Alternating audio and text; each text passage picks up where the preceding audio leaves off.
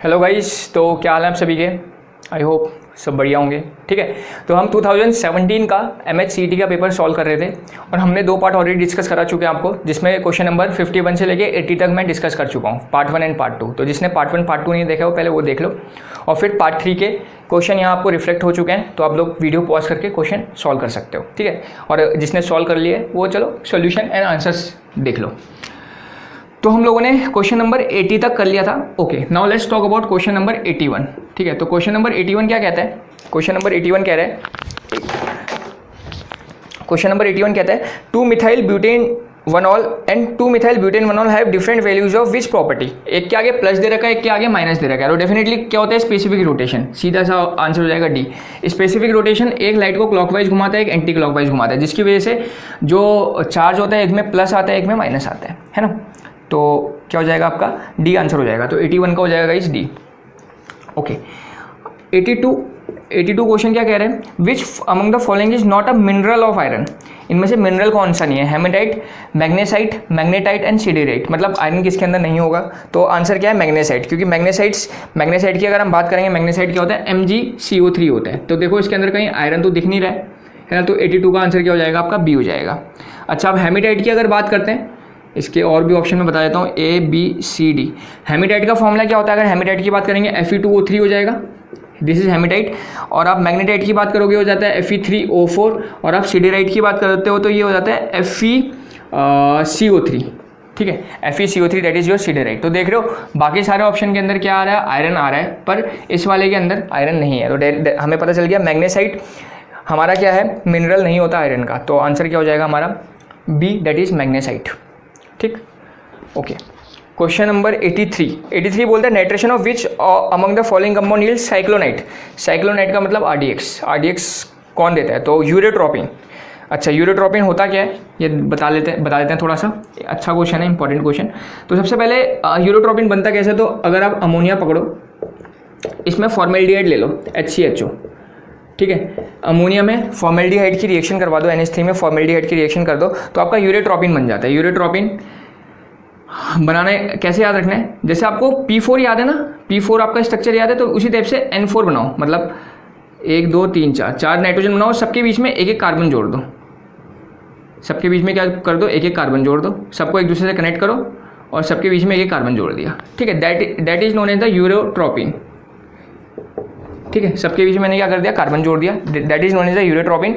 अब इसका क्या करो, नाइट्रेशन करो, इसका HNO3 करा दो, नाइट्रेशन करा दो। ये बोल रहे हैं आप यूरेट्रोपिन में nitration of which on the following compound give cyclonite. तो दिस इज यूरेट्रोपिन।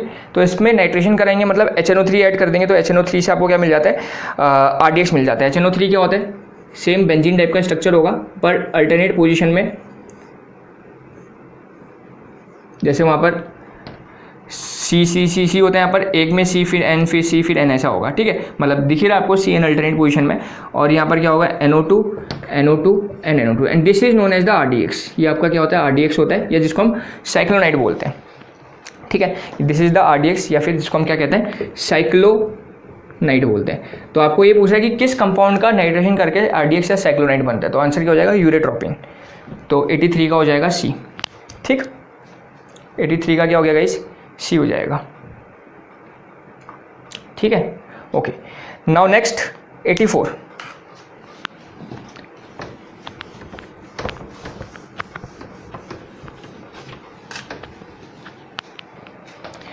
क्वेश्चन कहता है calculate the work done during the compression of 2 mole of an ideal gas from a volume of 1 metre cube. 84 बोल रहा है आपको work done calculate करना है, तो वर्क डन क्या होता है, -P डेल्टा V होता है, और डेल्टा V बोल रहा है from calculate the work done of compression of 2 mole of ideal gas from a volume of 1 metre cube to 10 dm cube. तो V1 दे रखा है 1 मीटर क्यूब एंड V2 दे रखा है टू 10 dm क्यूब। ठीक है, ध्यान रखना 1 मीटर में है, 1 dm क्यूब में, तो कन्वर्ट करना पड़ेगा। आप लोग जानते हो 1 dm में कितना मीटर होता है, 1/10 मीटर होता है। तो 10 dm क्यूब में कितना होगा, 10 × 1000 मीटर क्यूब हो जाएगा ना, तो कट जाएगा तो कितना है, 0.01 मीटर क्यूब हो गया। तो अब कन्वर्ट हो गई यूनिट्स। प्रेशर कितना दे रखा है, against the pressure of 100 kilo pascal. तो बस यहाँ पुट कर दो, माइनस एज इट इज रहेगा, 100 किलो पास्कल हो गया, V2 - V1 -100 V2 V2 कितना है आ गया आपका 0.01 -1 हो जाएगा। इसको सॉल्व करते हैं तो कितना हो गया -100 -0.99 हो जाएगा। 1 माइनस दिस करना पड़ेगा तो कितना हो गया, माइनस से माइनस कट गया, 100.0 कट गया तो कितना बच गया 99। ठीक है, तो कितना आ गया आपका 99 किलो पास्कल मीटर क्यूब। तो ऐसा कोई ऑप्शन दिख रहा है क्या, देख लो 99 किलो पास्कल मीटर क्यूब, ऐसा कोई ऑप्शन दिख रहा है प्लस में? Yes, B option. Kilo joules में आप लोग इसको ही हम क्या बोल सकते हैं, किलो जूल बोल सकते हैं। ठीक है, किलो पास्कल मीटर क्यूब का मतलब ही होता है किलो जूल। तो you can also call it as 99 kilo joule. और किसका, पॉजिटिव का, है ना, क्योंकि साइन कट चुका है। तो आंसर क्या हो जाएगा आपका, बी हो जाएगा। 84 का आंसर क्या हो जाएगा इस आपका, बी हो जाएगा। ठीक है, आप लोग देख लें। ओके, नाउ 85 क्या कहता है, विच of the element following does form which element among the following does form P pi multiple bond. P pi multiple bond कौन बनाता है, तो डेफिनेटली नाइट्रोजन बनाता है। बाकी सारे पी पाई डी पाई बनाते हैं, क्योंकि नाइट्रोजन के पास डी ऑर्बिटल नहीं होता, इसलिए क्या बनाते हैं, पी पाई बनाता है। समझ लो, बाकी सारे डी पाई भी बना सकते हैं। तो ऑप्शन क्या हो जाएगा, बी हो जाएगा 85 का, डायरेक्ट 85 का बी। ठीक है, 86 tertiary butyl methyl ether. Tertiary butyl क्या हुआ, ये हुआ मिथाइल ईथर। ये आपको क्वेश्चन में बोला है, this is tertiary butyl and this is methyl. On treatment with HI के साथ रिएक्शन करेंगे तो क्या देगा, हम देख रहे हैं 3 डिग्री का बन रहा है, तो आयोडीन इस बार आके यहाँ जुड़ेगा, तो ये बनेगा आपका CCI plus CH3OH। Very important reaction, इसको हमने बोला था ईथर के अंदर आपको पढ़ाई गई है रिएक्शन, है ना, रिएक्शन विथ HI के साथ। तो क्या बनेगा, tertiary butyl iodide and methyl alcohol. तो यस, ऑप्शन डायरेक्टली हो जाएगा डी, 86 का डी हो जाएगा। क्लियर हो रहा है बात, आसान सी रिएक्शन है, इंपॉर्टेंट बोलते हैं तुम लोग को ये वाली रिएक्शन। ठीक है, तो 86 का डी हो गया। Okay, next 87, name the process that employed to refine aluminium. Okay, अच्छा क्वेश्चन है ये, इसमें बच्चा कंफ्यूज हो सकता है। Name the process that is employed to refine aluminium. Aluminium को रिफाइनिंग का कौन सा प्रोसेस है, तो देखो ध्यान से, हॉल्स प्रोसेस, हुप्स प्रोसेस और सरपेक्स प्रोसेस, तीनों ही एल्यूमिनियम के लिए यूज़ करते हैं, पर यहाँ पर स्पेशली बोला है किसके लिए, रिफाइन के लिए। तो जो हॉल्स एंड सरपेक्स प्रोसेस होता है, ये भी हम यूज़ तो एल्यूमिनियम के लिए ही करते हैं, पर ये कॉन्सेंट्रेशन ऑफ ओर के लिए किया जाता है, कॉन्सेंट्रेशन ऑफ ओर के लिए। यहाँ किसके लिए बोला जाता है, रिफाइनिंग के लिए पूछ रहा है, और रिफाइनिंग के लिए हम यूज़ करते हैं गाइस हुप्स प्रोसेस। ठीक है, तो ये कंफ्यूज मत होना, कुछ बच्चे इसमें क्या करते हैं, हॉल्स प्रोसेस लगा देते हैं, एल्यूमिनियम देखते साथ हॉल्स लगा देंगे, गलत हो जाएगा। हॉल्स यूज़ करते हैं एल्यूमिनियम के लिए, पर वो कॉन्सेंट्रेशन ऑफ ओर के लिए यूज़ किया जाते हैं। रिफाइनिंग के लिए पूछा, रिफाइनिंग के लिए कौन सा प्रोसेस यूज़ करते हैं, हुप्स प्रोसेस यूज़ करते हैं। तो 87 का हो जाएगा सी, 87 का हो जाएगा सी। ठीक है, तो क्लियर है। ओके, तो नाउ नेक्स्ट, एक मिनट, 87 हो गया आपका। नाउ नेक्स्ट है 88। आप लोग ट्राई करें, तब तक मैं क्वेश्चन निकाल देता हूँ। 88, ओके, तो यह है 88 question. The colour and magnetic nature of, 88 question बोल रहे हैं MnO4 2- का, इसका कलर क्या होगा एंड मैग्नेटिक नेचर क्या होगा। तो डेफिनेटली ये तो पता ही है सभी को, ग्रीन कलर का होता है एंड पैरामैग्नेटिक होता है। तो बहुत बेसिक क्वेश्चन है, हर एक के पास नोट्स के अंदर ही लिखा होगा कि MnO4 गाइस ग्रीन कलर का होता है, नेचर क्या होता है इसका, पैरामैग्नेटिक। पैरामैग्नेटिक क्यों, क्योंकि इसके पास अनपेड इलेक्ट्रॉन होता है, जिसके पास अनपेड इलेक्ट्रॉन होता है वो पैरामैग्नेटिक होता है। तो 88 का ऐसा कोई ऑप्शन दिख रहा है हमें, ए, यस, तो ए हो जाएगा। 89 बोलते हैं the osmotic pressure of the solution containing 34.2 gram of cane sugar in 1 litre of solution है 20 डिग्री सेल्सियस। ऑस्मोटिक प्रेशर आपको निकालने को बोल रहा है, तो डायरेक्टली आप फॉर्मूला लगाएंगे, pi equals to CRT, concentration दे दी आपको, मतलब मोलरिटी, तो वेट कितना है 34.2 divide by 342, number of moles upon volume. Volume दे रखा है 1 लीटर में, ये R की वैल्यू है 0.082 और टेम्परेचर आपको दे दिया है कितना 20 डिग्री सेल्सियस। 20 मतलब 273 में 28 करोगे 293 हो जाएगा। ठीक है, बस इसको सॉल्व कर लो, मैं कैलकुलेटर से सॉल्व कर लेता हूँ, आप लोग अपने आप सॉल्व करें। तो ये पॉइंट हट जाएगा, ये 0 हो गया, तो 0.082 इंटू 293 डिवाइड बाई 10, तो कितना आएगा इसको सॉल्व करके, 293 इंटू 0.082 डिवाइड बाई 10, है ना, तो कितना जाएगा 2.4 के अराउंड आ जाएगा। तो यस, तो आपको आंसर दिख रहा है 89 का ए हो जाएगा। इसको सॉल्व करेंगे कितना जाएगा 2.4, है ना, तो क्या हो जाएगा आपका ए हो जाएगा। क्लियर है गाइस, एकदम सीधा सा formula, pi equals to CRT। ICRT लगाना चाहते हो तो ICRT भी लगा सकते हो, कुछ कुछ बुक्स में ICRT भी लिखा हो सकता है फॉर्मूले में। तो आई की वैल्यू तो क्या होगी 1, क्योंकि शुगर है ना, कोवलेंट कंपाउंड है, तो कोवलेंट कंपाउंड्स के लिए आई की वैल्यू क्या होती है 1 ही होती है, तो कोई ज़्यादा फर्क पड़ेगा नहीं, तुम आई लगाओ ना लगाओ। तो 89 का हो जाएगा इस ए, ठीक है। ओके 90 क्वेश्चन कहता है for in assigning RS configuration which among the following group has the highest priority, highest priority किसको मिलेगी। तो RS कॉन्फ़िगरेशन में आपको पता है RS कॉन्फ़िगरेशन किस में बेस्ड होता है, RS configuration is based on the atomic number. कौन सा क्वेश्चन था ये 90 question. RS configuration is based on the atomic number. Option है आपके पास SO3H, COH, CHO। बहुत ही आसान क्वेश्चन है, पर वो है कि आपको कॉन्सेप्ट पता हो तब, अगर कॉन्सेप्ट नहीं पता होता तो बच्चा ये क्वेश्चन में बहुत फंसा रहता है। तो RS कॉन्फ़िगरेशन किस में बेस्ड होता है, एटॉमिक नंबर में बेस्ड होता है और सीक्वेंस रूल में बेस्ड होता है। सीक्वेंस मतलब सबसे पहला आइटम चेक करना है, तो पहला कार्बन है, कार्बन है, कार्बन है, सल्फर है, सबसे सारा एटॉमिक नंबर किसका होता है, सल्फर का होता है, तो डायरेक्टली ये आंसर हो जाएगा। सबसे पहली प्रायोरिटी किसको जाएगी, इसी को जाएगी, ठीक है। तो 90 का हो जाएगा इस ए। ओके 91 नीचे कर देते हैं। 91 क्वेश्चन क्या है, which among the following equation represent a reduction reaction take place in lead accumulator at positive electrode while it being used as a source of electrical energy, ठीक है। तो मैं रिएक्शन बता देता हूँ। रिएक्शन होती है PbO2 से PbSO4 बनता है। अब आप मतलब एक बेसिक सी रिएक्शन जो हमें ध्यान रखनी है, जो मैं बोलता हूँ बच्चों को ध्यान रखने के लिए लेड एक्यूमुलेटर की, वो ये याद रखनी है। तो इसमें देख लो लेड में चेंज कितना हो रहा है, तो x -4 = 0, तो x कितना आ जाएगा +4, मतलब यहाँ +4 है और यहाँ कितना डायरेक्टली माइनस, सल्फेट के ऊपर -2 होता है तो x = +2, तो +4 से +2 में चेंजेस हो रहे हैं। तो ऐसा कोई ऑप्शन दिख रहा है आपको, Pb +4 से Pb +2, यस ऑप्शन डी। तो 91 का हो जाएगा इस डी ऑप्शन, ठीक है। लेड एक्यूमुलेटर सेल है, उसके अंदर ये रिएक्शन चलती है। तो रिएक्शन में ये आपसे बोला जा रहा है कि लेड किस में कौन से ऑक्सीडेशन स्टेट से कौन से ऑक्सीडेशन स्टेट में चेंज करता है, तो +4 से +2 में करेगा। Okay question number 92। क्वेश्चन 92 क्या कहता है, for which among the following equimolar aqueous solution of went of factor has the lowest value, है ना। लोएस्ट वैल्यू किसकी होगी, aluminium chloride, potassium sulphate, ammonium chloride, urea. तो पता है आपको जो कोवलेंट कंपाउंड्स होते हैं उनकी आई की वैल्यू 1 होती है, और कौन सा इसमें यूरिया है ना। तो डायरेक्टली आंसर हो जाएगा डी। समझ रहे हो, एल्यूमिनियम क्लोराइड AlCl3 की आई की वैल्यू क्या होगी, निकाल सकती है। कोवलेंट कंपाउंड है तो इनके अलग अलग होगी, सॉरी आयनिक कंपाउंड्स है तो इनमें समझते हो ना, जिनके अंदर डिसोसिएशन होता है, बाकी सबके अंदर डिसोसिएशन होगा, इनकी >1 होती है, समझ लो। और कोवलेंट कंपाउंड्स की 1 होती है, और जिनके अंदर एसोसिएशन होता है उनकी <1 होती है। This is for the association, और ये डिसोसिएशन के लिए हो गया >1, और ये हो गया नॉर्मल केस के लिए, लाइक यूरिया, ग्लूकोज, सुक्रोज, इनके लिए आई की वैल्यू क्या होती है 1 होती है। तो बाकी सारे के सारे आयनिक कंपाउंड्स हैं, potassium sulphate, aluminium chloride, ammonium chloride, तो उन सब में आई की वैल्यू >1 होगी, और यूरिया के लिए 1 होगी। तो आंसर क्या हो जाएगा 92 का डी हो जाएगा, दैट इज यूरिया, ठीक है। ओके नाउ नेक्स्ट क्वेश्चन, ठीक है, 1 मिनट जरा इंक भर लेते हैं। देखो आप लोग नेक्स्ट क्वेश्चन कौन सा है, 91 92 तक हम लोग डिस्कस कर चुके हैं, ठीक है, वेंट ऑफ फैक्टर की वैल्यू तक।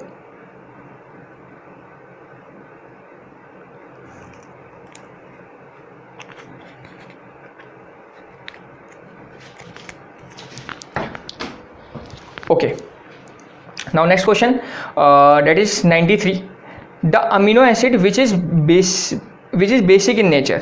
तो आपको पूछ रहा है कौन सा अमीनो एसिड क्या है इनमें से which is basic in nature।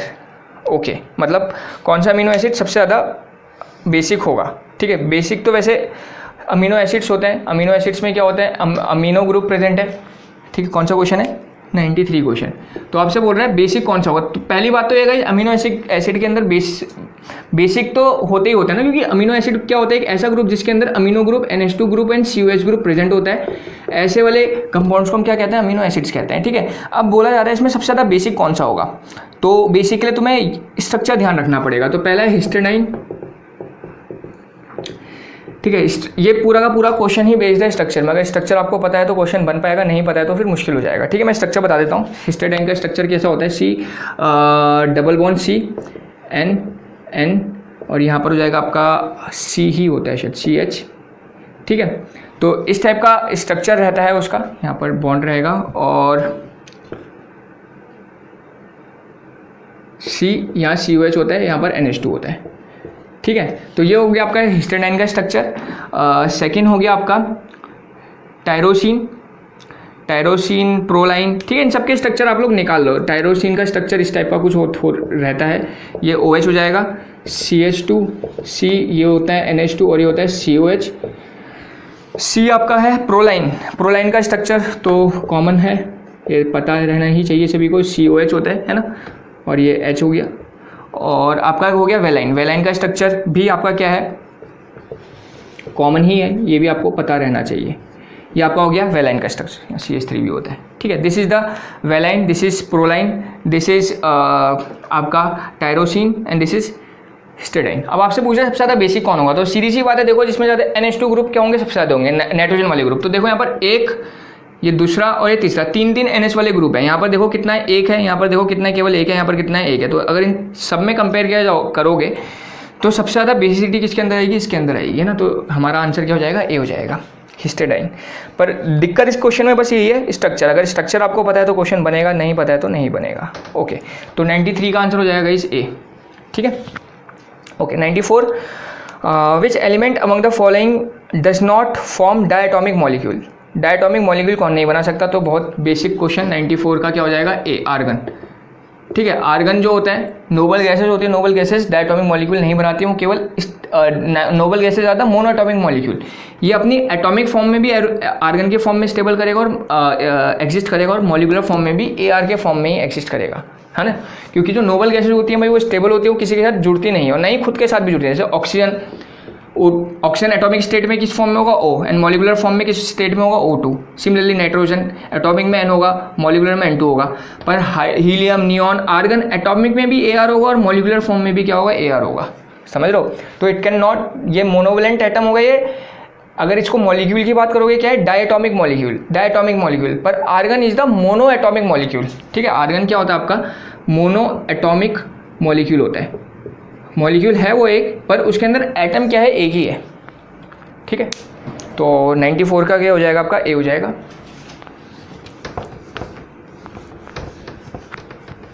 Okay, now next that is 95 question क्या बोलता है, a molecule of stachyose contain how many carbon atom.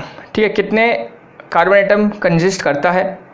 तो क्या होता है, टेट्रासेचराइड होता है। टेट्रासेचराइड के कारण कितने कार्बन, 4, और एक के अंदर होते हैं कितना होता है, टेट्रासेचराइड, है ना। तो 18 कंसिस्ट करेगा, नहीं 18 करेगा, 24 करेगा। एक के अंदर होता है 6, और यस टेट्रासेचराइड होता है ये।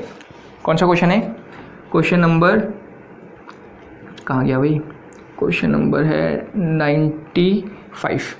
ठीक है, तो 95 बोल रहा है, जो आपका मॉलिक्यूल है स्टेकियोज का, वो कितने ऑक्सीजन, कितने कार्बन कंटेन कर रहा है। तो भाई कार्बन आप लोग जानते हो, जब आप लोगों ने बायोमॉलिक्यूल्स पढ़ा होगा, इस टाइप के आपके कंपाउंड्स रहते हैं, है ना। कोई इस फॉर्म में होता है, कोई 5 कार्बन की रिंग होती है, मतलब 6 कार्बन रहते हैं सभी में मोस्ट ऑफ द टाइम।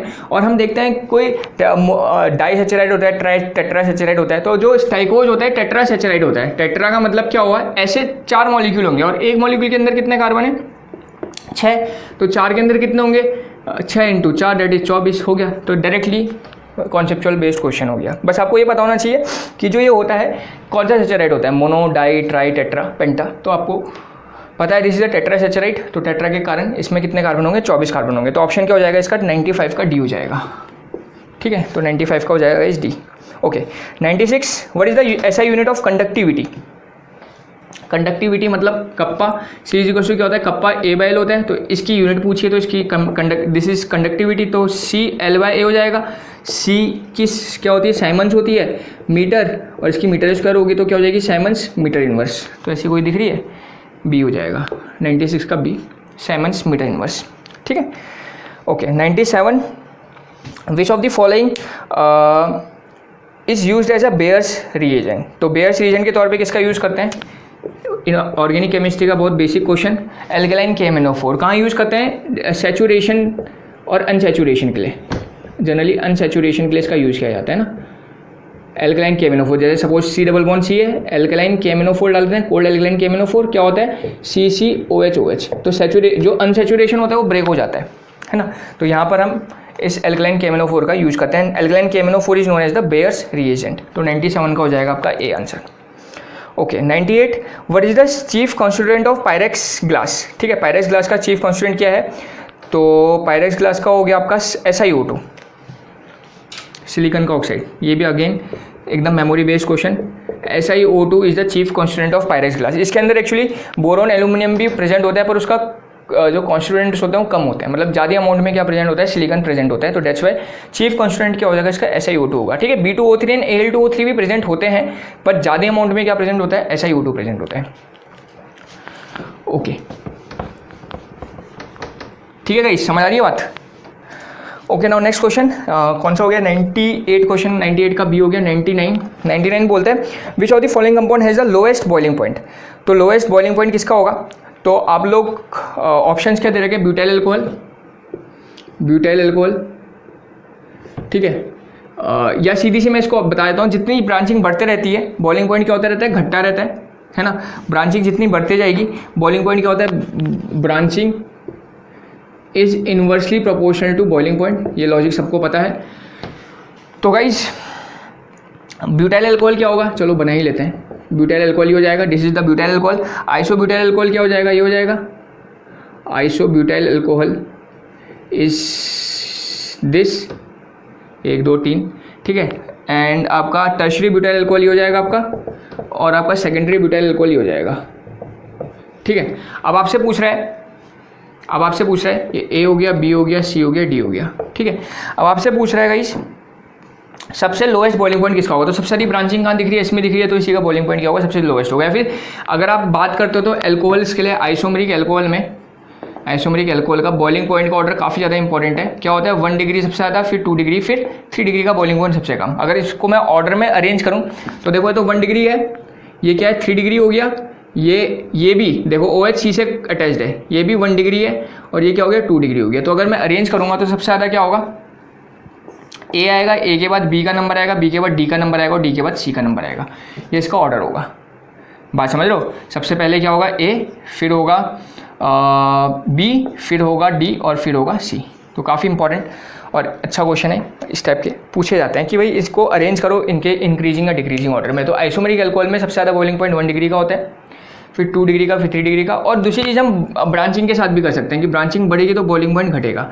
तो ब्रांचिंग यहाँ सबसे ज़्यादा है तो इसलिए इसका बॉइलिंग पॉइंट सबसे कम, और यहाँ सबसे कम ब्रांचिंग है तो इसलिए बॉइलिंग पॉइंट इसका सबसे ज़्यादा। और यहाँ पर देखो इन दोनों में कैसे चेक किया, तो देखो ये भी 1 डिग्री, ये भी 1 डिग्री है, पर यहाँ पर ब्रांचिंग आ गई ना, तो दैट्स वाई इसका बॉइलिंग पॉइंट इससे थोड़ा ज़्यादा होगा, ठीक है। तो इसलिए हमारा ए का सबसे ज़्यादा है, फिर बी का, ये 1 डिग्री के हो गए दोनों, फिर ये 2 डिग्री का हो गया, फिर ये क्या हो गया 3 डिग्री का हो गया। तो इस तरीके से आप लोग कर सकते हैं। तो 99 का आंसर हो जाएगा गाइस सी आप चेक कर लो अपना टर्शियरी ब्यूटाइल अल्कोहल का, ठीक है।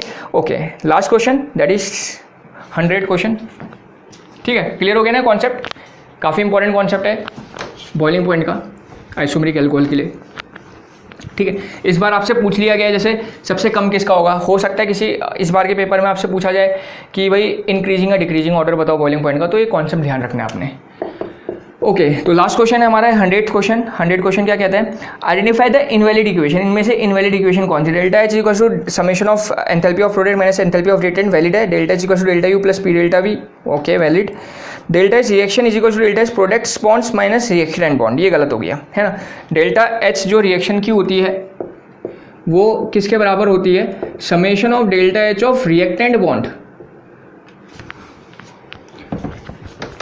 जो डेल्टा एच रिएक्शन होता है ये किसके इक्वल होता है, summation of delta H of reactant bond minus summation of delta H of product bond, ठीक है। ये डायरेक्ट इक्वेशन जो है हमने थर्मोकेमिस्ट्री के अंदर डिस्कस करी हुई है, उस पर न्यूमेरिकल्स भी काफ़ी सारे करे हुए हैं, है ना। तो reactant bond minus product bond होता है, और ऑप्शन में दे रखा है आपको product bond minus reactant bond, तो यही गलत है ना। तो क्या हो जाएगा, पूछा आपसे इनमें से गलत कौन सा है, इनवैलिड कौन सी इक्वेशन है, तो आपका हो जाएगा सी, ठीक है। तो 100 का आंसर हो जाएगा सी, ठीक है। तो जो आपका 100 है उसका हो गया सी। तो ये हो गया गाइस आपका कंप्लीट 2017 का महाराष्ट्र CET का क्वेश्चन पेपर सॉल्व। हमने 3 पार्ट में इसको डिस्कस कर लिया है। ठीक है, तो आप लोग प्रैक्टिस करो, हम नेक्स्ट सेशन में मिलेंगे कोई दूसरे पेपर के साथ। Thank you.